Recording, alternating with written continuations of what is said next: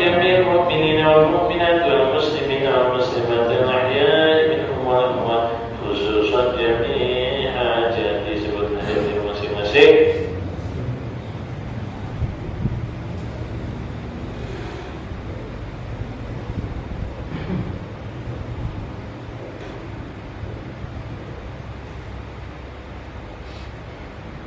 الفاتحة.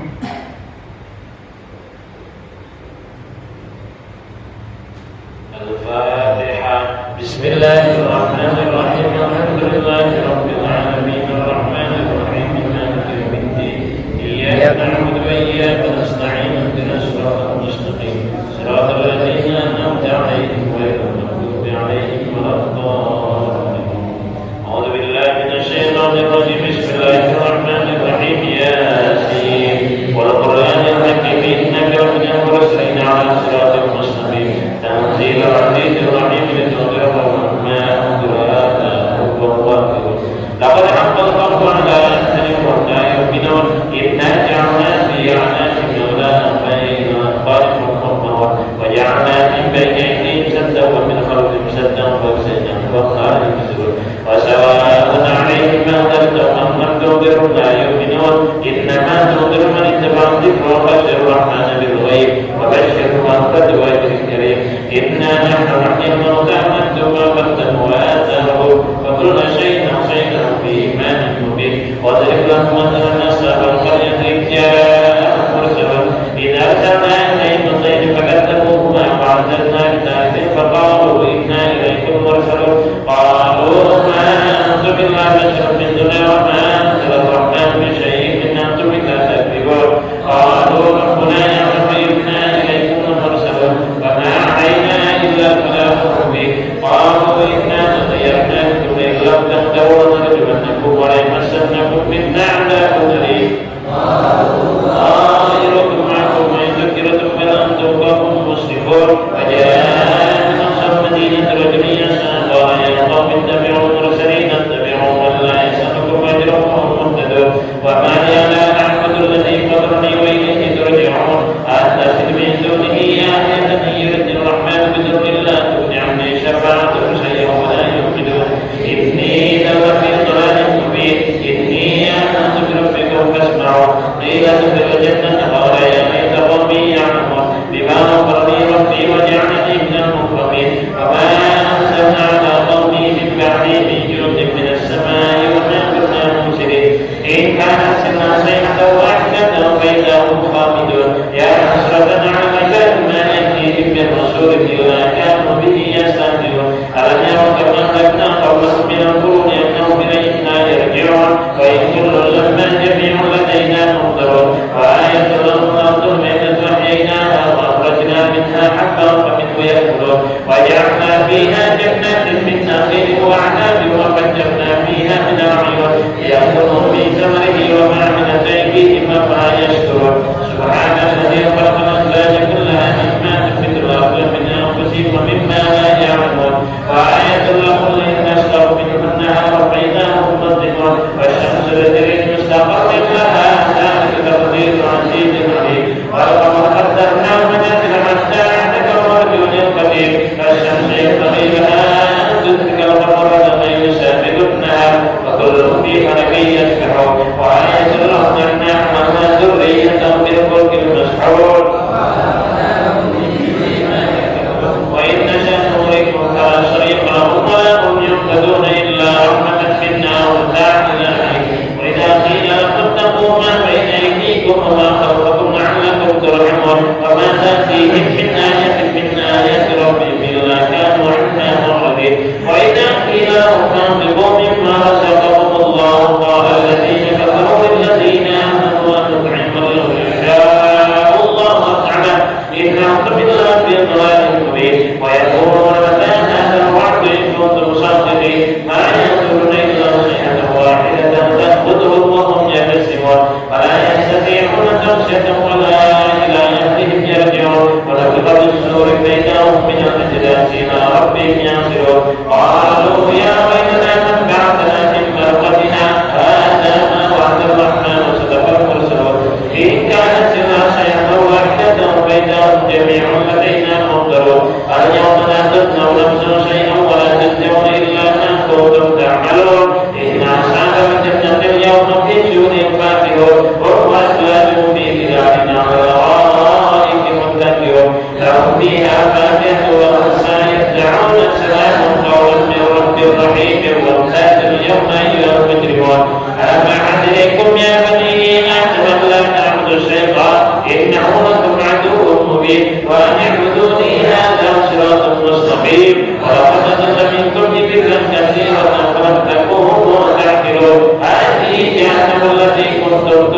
ونسمع اليوم بما كنتم تكفرون اليوم نختم على أفواهكم وتكلمنا أيديكم ونشهد أرجلكم بما كانوا يكسبون ولو نشاء لطمسنا على أعينهم فاستبقوا الصراط فأنى يبصرون ولو نشاء لمسخناهم على مكانتهم فما استطاعوا مضيا ولا يرجعون ومن نعمره نكسه في الخلق فلا يعقلون ومن علمناه شعرا ما ينبغي له إن هو إلا ذكر وقرآن مبين لينذر من كان حيا ويحل القول عن الكافرين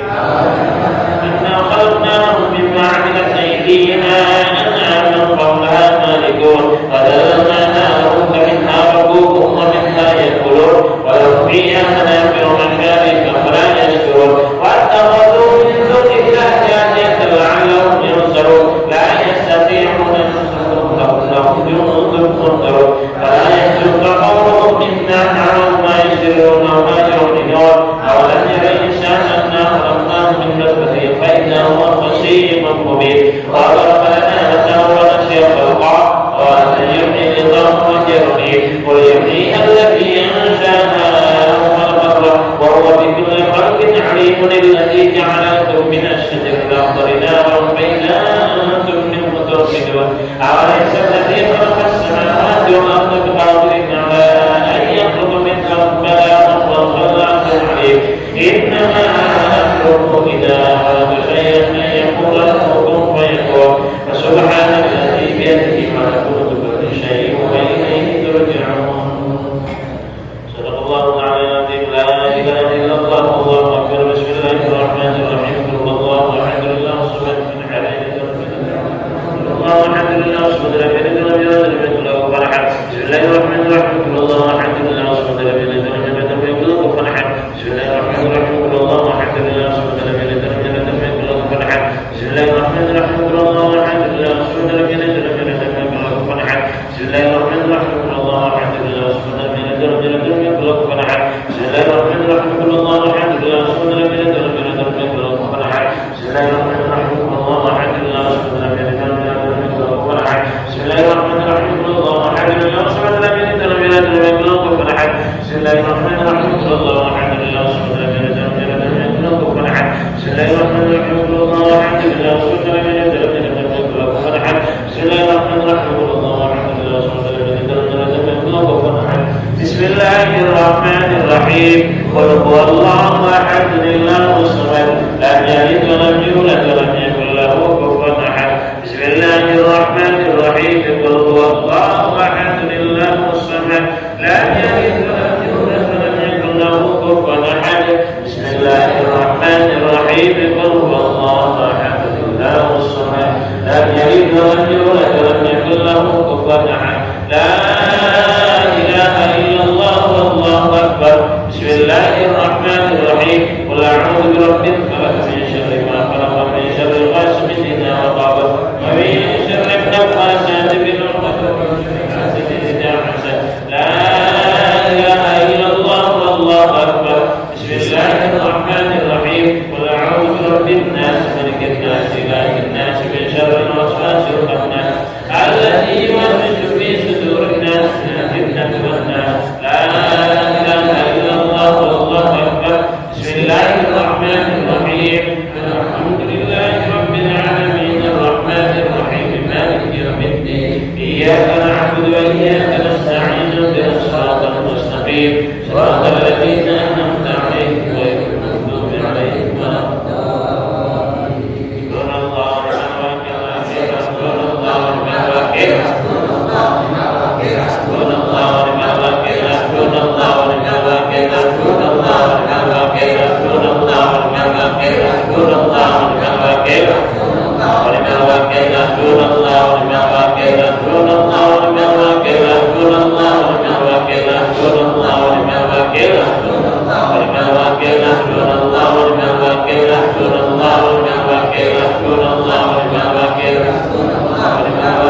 حسبنا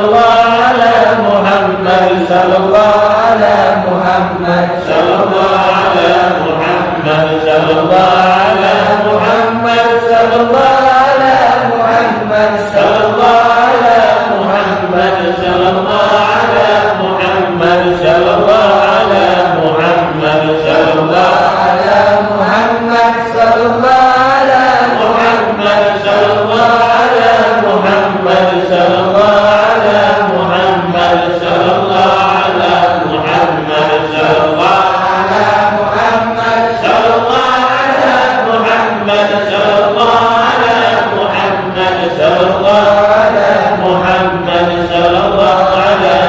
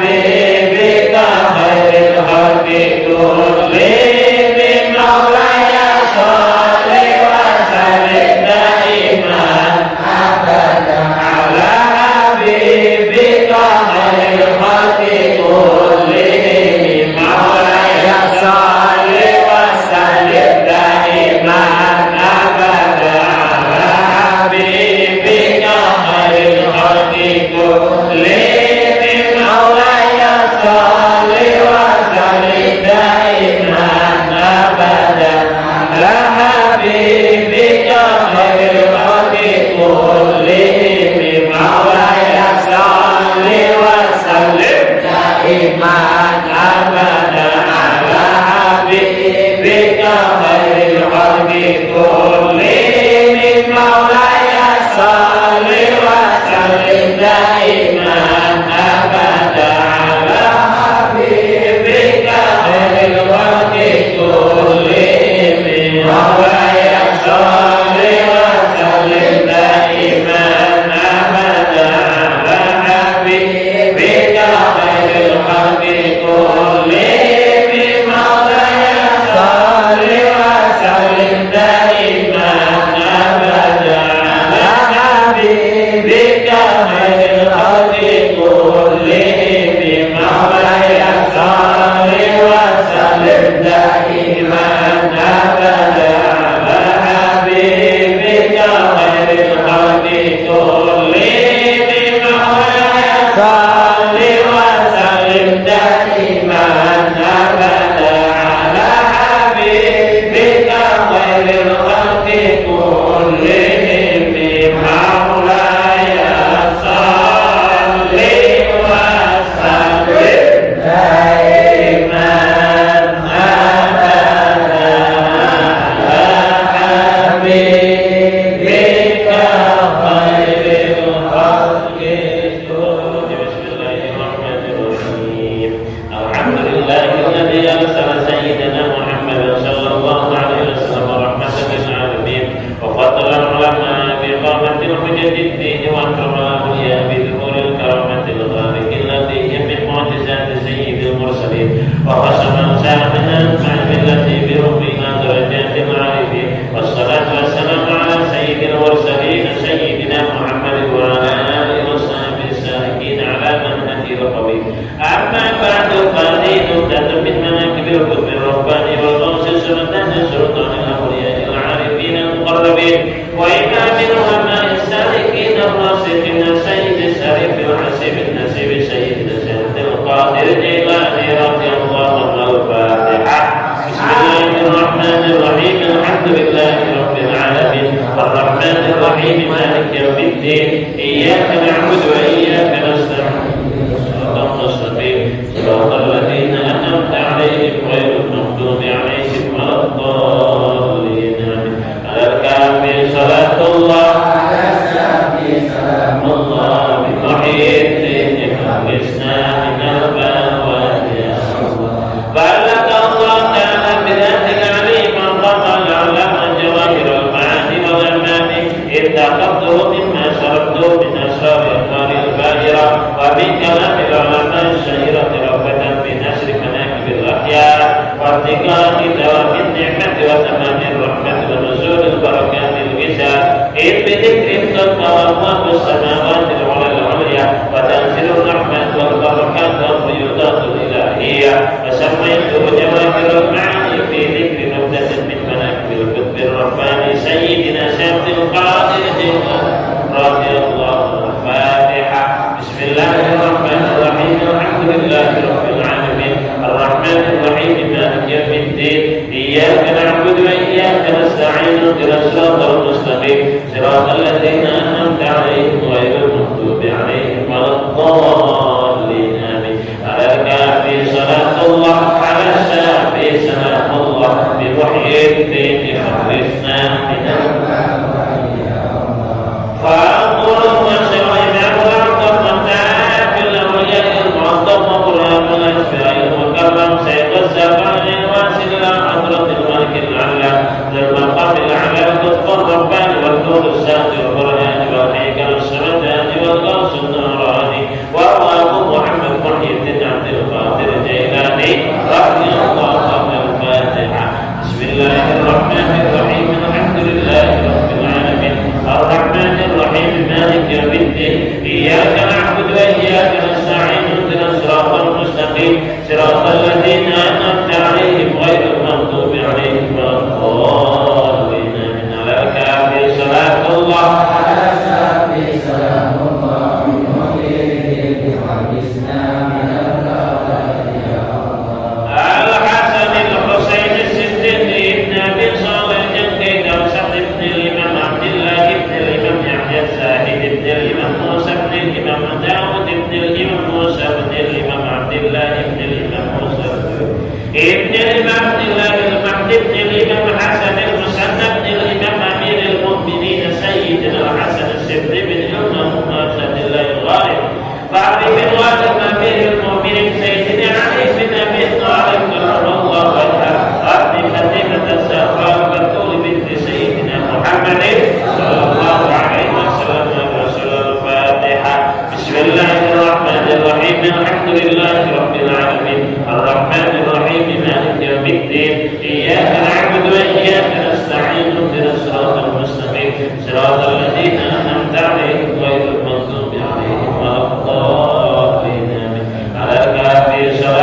الله على شافي سلام الله بوحي الدين خلصنا من البلاء يا الله. وأما عمر رضي الله عنه فهي شريفة فاطمة بنت عبد الله الزاهد بن محمد بن ظاهر بن عبد الله كمال الدين عيسى ابن محمد الجواد بن الإمام علي الرضا بن الإمام موسى الكاظم بن الإمام جعفر الصادق بن الإمام محمد الباقر ابن الإمام زين العابدين سيد الشهداء سيدنا الحسن بن سيدنا علي بن أبي طالب أكرم الله وجاب ابن فاطمة الزهراء بدر بنت سيدنا محمد عليه وسلم الرسول. الفاتحة. بسم الله الرحمن الرحيم الحمد لله رب العالمين الرحمن الرحيم مالك يوم الدين إياك نعبد وإياك نستعين اهدنا الصراط المستقيم صراط الذين أنعمت عليهم غير المغضوب عليهم ولا الضالين. على الكافر صلاة الله على الشافي سلام الله بوحي الدين خلصنا من البلاء.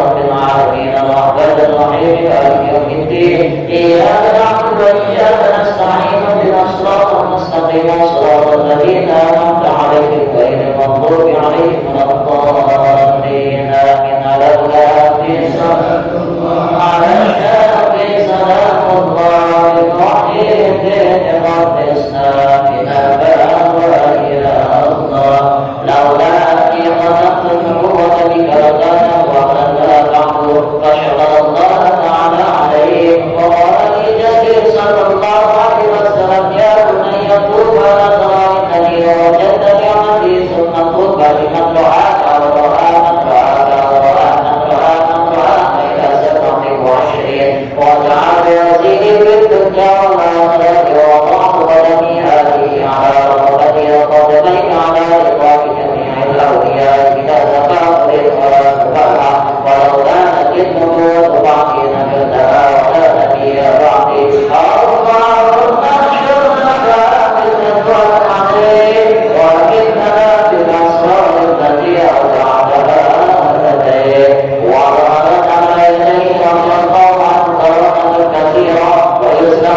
لي سرا فجعل في حياتي وبعد وفاتي إرادة أنه من جدي صلى الله عليه وسلم. ومن رضاه يوما في معرفة فرأى مسلما ونصرانيا يتجادلا فسأل الفرد مجادلتهما فقال المسلم يقول هذا العيسوي وابن عيسى عليه السلام أفضل من نبيكم محمد، وأنا أقول بل نبينا محمد صلى الله عليه وسلم أفضل. فقال الرجل للنصراني بأي دليل تثبت فضيلة عيسى عليه السلام على نبينا محمد صلى الله عليه وسلم؟ فقال العيسوي إن عيسى عليه السلام كان يحيي الموتى. فقال الرجل إني لست بنبي بل من أتباع محمد صلى الله عليه وسلم. إن أحييتم أيضا تؤمنوا بنبينا محمد صلى الله عليه وسلم. فقال العيسوي نعم. فقال الرجل هذه قولا دارسا رميما يتروى نبينا محمد صلى الله عليه وسلم. فرأوا قولا عظيما. فقال الرجل للعيسوي إن عيسى عليه السلام بأي كلام كان يخاطب الميت حين إحيائه؟ فقال العيسوي بجوابه كان يخاطبه بقوله قل بإذن الله تعالى. فقال له الرجل إن صاحب هذا القول كان مبكيا في الدنيا، إن أردت أن يكون مبكيا فأنا مجيب لك. فقال نعم. فتواتر القول إلى القول وقال قم بإذنه. فانشق القول وقال الميت حيا مبكيا. فلما رأى النصراني هذه القراءة قال النبي محمد صلى الله عليه وسلم أسلم على يد الفرد الأعظم رضي الله عنه وعدنا ببركاته ومدى بأسرائه في الدنيا والآخرة آمين. اللهم احشرنا تحت الرضوان عليه وأمدنا بالأسرار التي أودعناها لديه. وكان رضي الله عنه يلبس لباس العلماء ويتقي أسماء لباس الربيع ويكون بدلة معقدين يغشيا ويتكلم على كرسي عام. وكان في كلامه سرعة فجر وإذا رأى بالقلب القاسي خشعا. وإذا رأيته فقد رأيت الناس كلهم. وإذا مروا على الجامع يوم الجمعة وقف الناس بالأسواق يسألون الله في حوائجهم. وكان له سيدنا سعد الحسن رضي الله عنه وكان رضي الله عنه جمع من الرافضة بطولتين مخيطتين مخطوطتين وقالوا له كلنا في هاتين الخطتين. فنزل من الكرسي ووضع يده على إحداهما وقال في هذه صبي مقعد وأمرت معد الرزاق ببابها. ففتحها فإذا فيها صبي مقعد فأمسك بيده وقال له كن فقام يعدو. ثم وضع يده على الأخرى وقال في هذه صبي ما عمد به وضرب بها. ففتحها فإذا فيها صبي فقام يمشي فأمسك بناصيته وقال له أقعد فأقعد. فزادوا عن الرب على يديه رضي الله عنه. الفاتحة. بسم الله الرحمن الرحيم.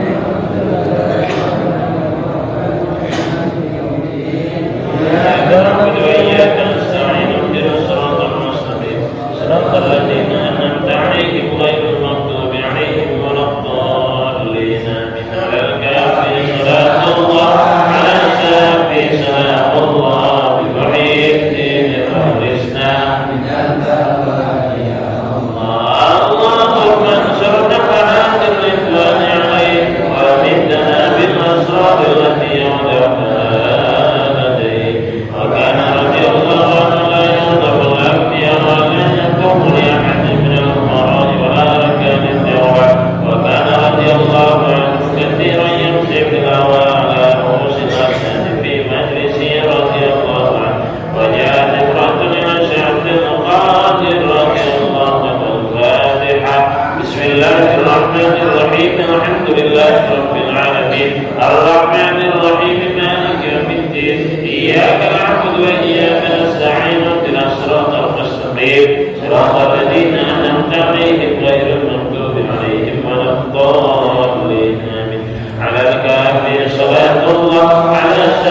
عليه سلام الله بالوحي الدين خلصنا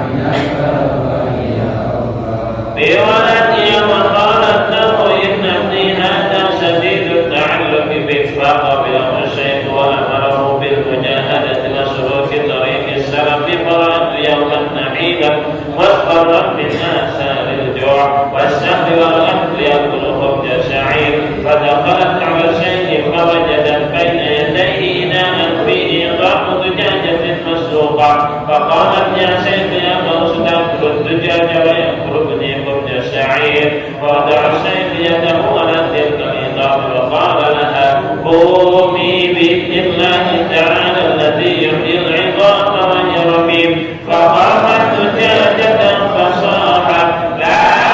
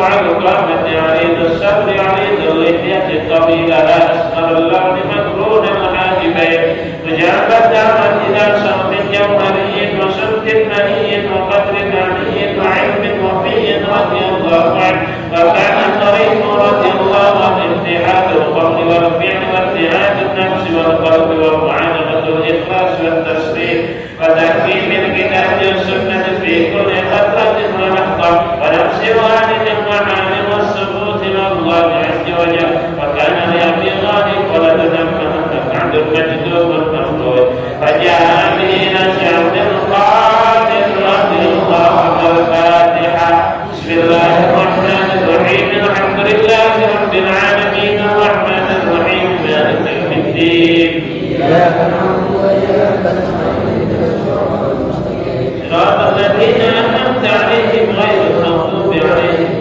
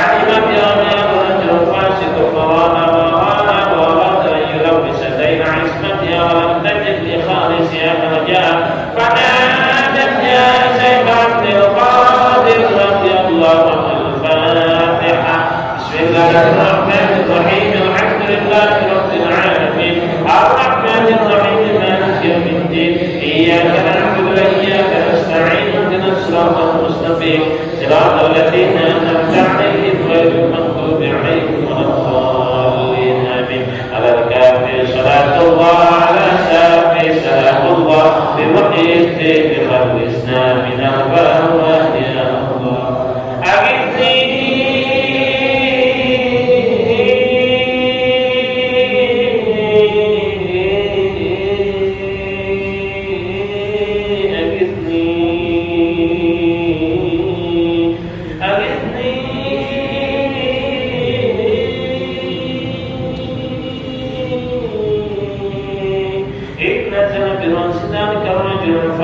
قبل رسول الله مراتين على الفسد يملكان حتى ولقد رأيت عبد القادر رضي الله عنه الفاتحة بسم الله الرحمن الرحيم الحمد لله رب العالمين الرحمن الرحيم مالك يوم الدين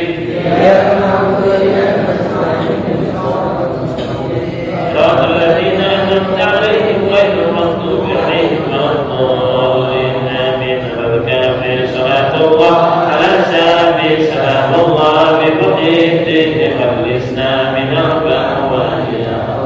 يا تصرف في قبره كتصرف في حياته رضي الله عنه وعنا برضاه الرفيع ومننا بمدده الوسيع اللهم صل وفي السلام الأصغر الذي عرضت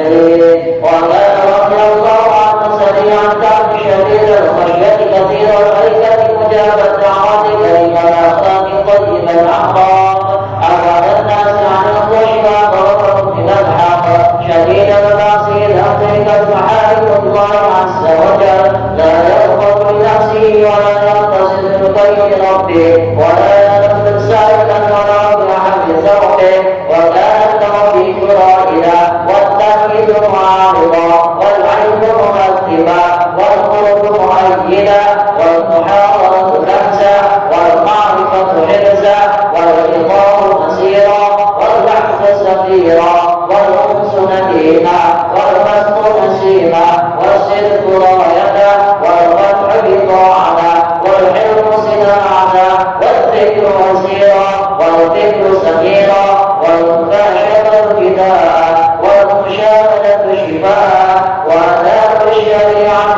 ظاهرا وأوصاف الحقيقة سرائرا رضي الله عنه وكان رضي الله عنه يقول ما من مسلم يمر ولا كان بمدرسة نظامية إلا خفف الله عنه العذاب يوم القيامة وكان وليه ومحبه رضي الله عنه والسعداء في الدنيا والآخرة لا يموت أحدهم إلا على توبة صادقة ولا يخرج من الدنيا إلا على ثبوت الإيمان والإسلام ولا يعيش إلا على تمام النعمة والرضوان اللهم اغفر هذه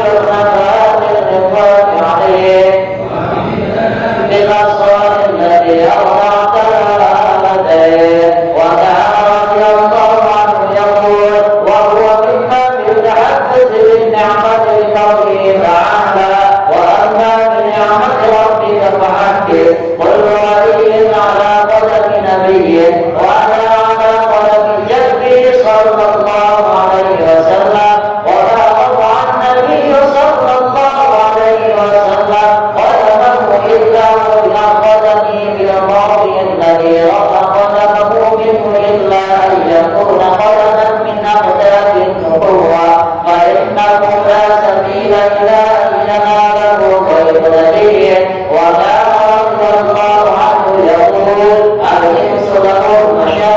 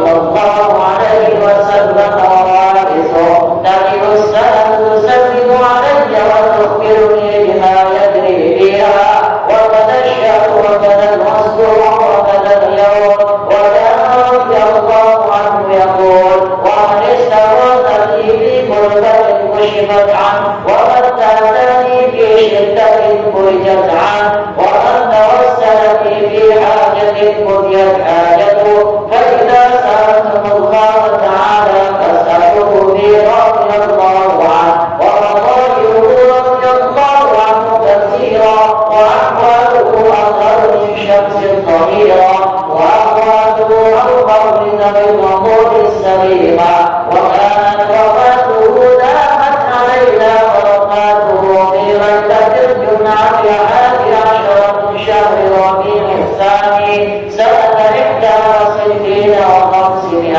وعمره 91 سنة ودفن ببغداد وقبره ظاهر الإنسان ويبصر من سائر الأخبار رضي الله عنه ونفعنا به أجمعين اللهم آمين اللهم انصر نفحات الرضوان عليك وامدنا بالاسرار التي وتحتنا لديه وحيث انتهى ما اردنا ومن تمنا به وتم ما تركنا وقصدنا فلنرفع الى الله العزيز العليم ونتشفع بسيد المرسلين وبأهل بيته الطاهرين وتعسل بسيد سلطان الاولياء العارفين وبأهل بيت الأنبياء المرجوين ونقول اللهم إنا نتشفع إليك بنبيك محمد صلى الله عليه وسلم ونسألك بأنفاس هذا العارف الأكبر صاحب مناكب الأشهر وسر الأطهر وبالسالكين على منهج الأنوار والمغترفين من بهار علم الأطهر وخير معارف الأشهر أن تمدنا بطيب أنفاسهم وتطلي لنا من ثمار دراسهم يا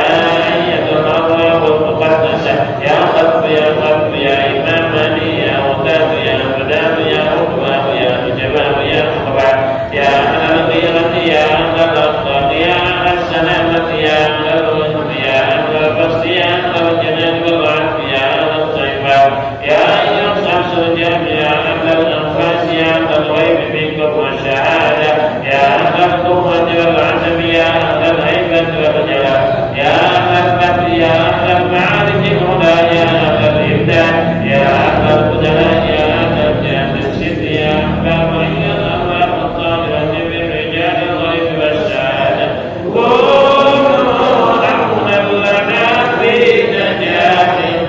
الطلبات وتيسير المرادات وأمهال العزمات وتقبيل الروعات وستر العورات وقضاء الديون وتحقيق الذنوب وإجالة الرجب الغياهب وحسن الخواتم والعواقب وكسب الكروب وغفران الذنوب بجاه سيدنا محمد صلى الله عليه وسلم. الفاتحة. بسم الله الرحمن الرحيم الحمد لله رب العالمين الرحمن الرحيم مالك يوم الدين إياك نعبد وإياك نستعين الذين أنعمت عليهم غير المغضوب عليهم ولا الضالين آمين. على الكافر صلاة الله على السافر سلام الله بمحيي الدين خلصنا من البلوى يا الله عباد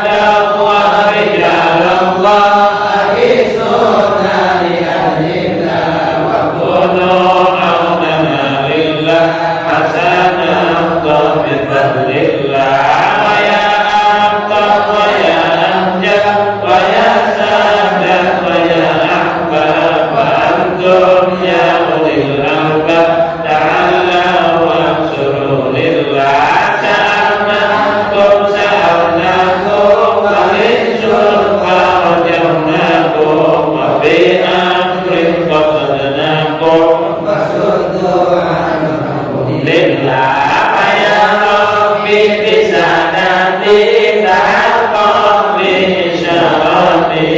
sanati bisarati wa yafu abduna illa bikasbil hubbi an aini wa bil baini bin baini wa tamsil kaifi wal aini binuri wahdi ya Allah salatullahi maulana alaman bil huda jana wa bil haqqi awlana syafi'il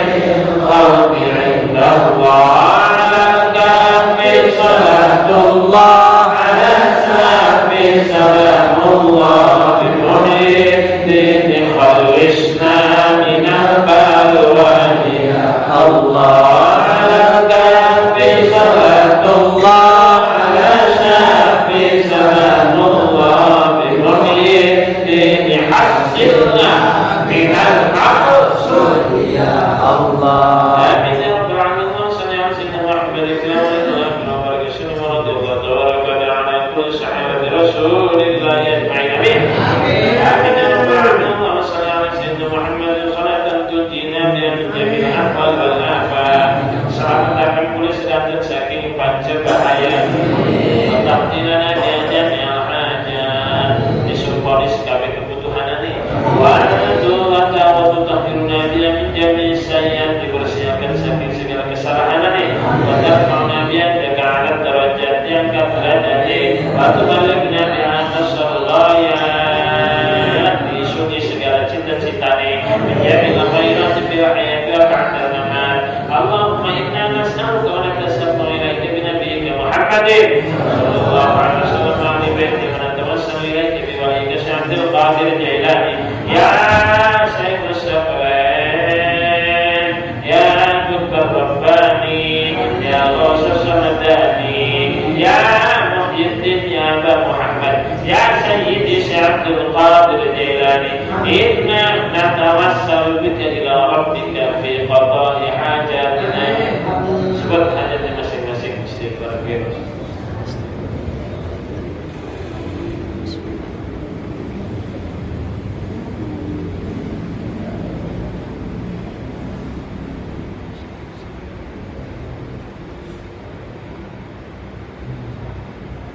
Hasil maksud sedanten ya qadil hajat Allah sallallahu alaihi wasallam Muhammad sallallahu tatma'innu biha qalbi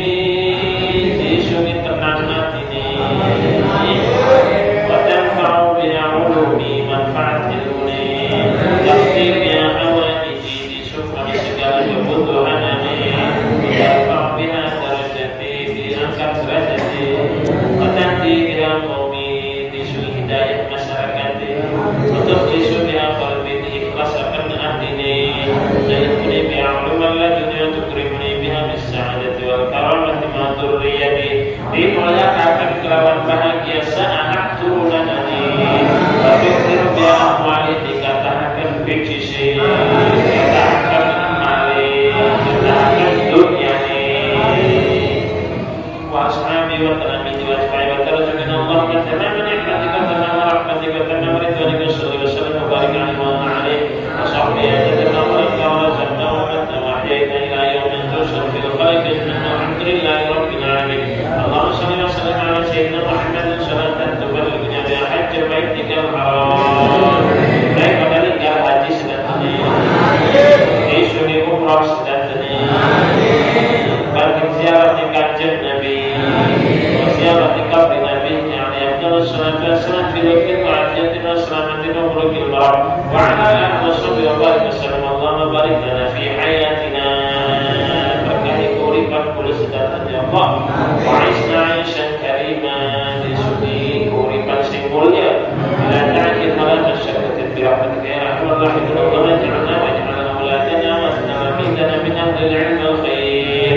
dan sabib kula lan kecil-kecil kula ini ahli ilmu lan ahli kebagusan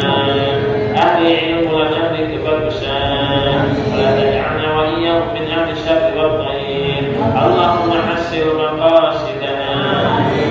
hassil maqasidana wa baligh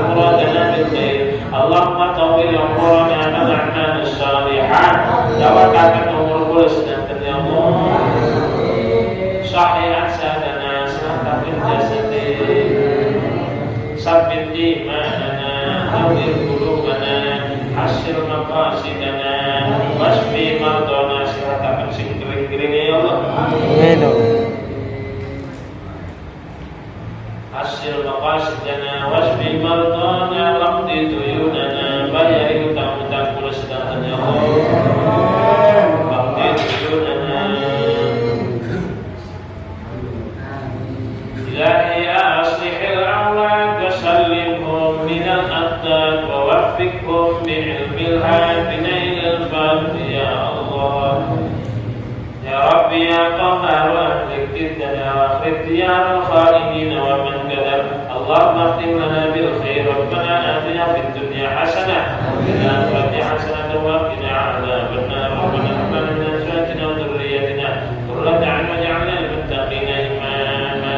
Allahumma akhtim lana bi khatimatis sa'adah waj'alna min alladhina hum husna wa ziyadah bijah sayyidina Muhammad sallallahu alaihi wasallam bis syafa'ah wa alihi wa sahbihi wa siyadah wa sayyidina bil 'abbas al-qadr wa bil malik alaihi salam bil istiqamah wa sayyidina rasulullah sayyidina al-qadir ziyadati radhiyallahu anhu al-karamah wa sallallahu ala sayyidina Muhammad wa ala alihi wa sahbihi wasallam tasliman katsira walhamdulillahi rabbil alamin al-fatihah wal ijabah bismillahirrahmanirrahim